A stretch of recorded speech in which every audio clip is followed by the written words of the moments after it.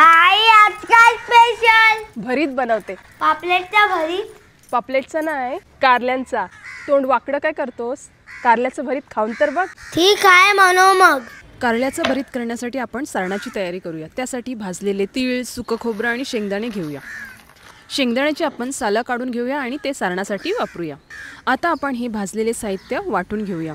इकडे मी अर्धी वाटी सुकं खोबरं, 2 ते 3 चमचे तीळ आणि पाव वाटी शेंगदाणे असे घेतले होते. 9 ते 10 लसणाच्या पाकळ्या, 3 हिरव्या मिरच्या आणि कोथिंबीर घेतली होती.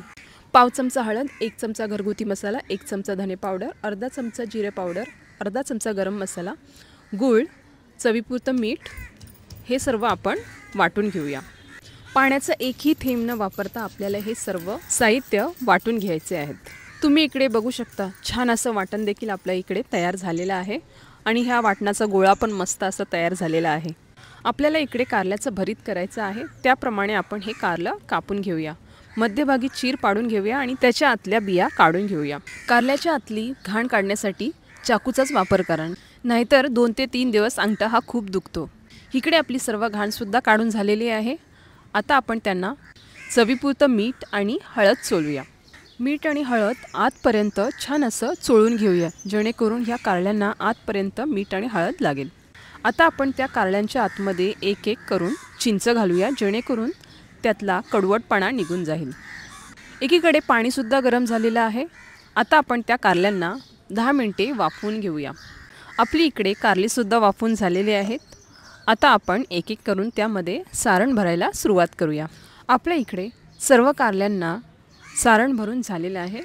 आता आपण ती फ्राय करून घेऊया. इकडे मी बिडाचा तवा घेतलेला आहे. तेलसुद्धा गरम झालेलं आहे. आता आपण एक एक करून कारले तळून घेऊया. या कारल्यांना तांबूस रंग येईपर्यंत आपण तळून घेऊया. बिडाचा तवा वापरण्याचं कारण म्हणजे ह्यावर काही केलेले पदार्थ खूप सुंदर लागतात आणि चवीला पण मस्त लागतात. इकडे आपले कारलेसुद्धा मस्त असे खरपूस तळून झालेले आहेत.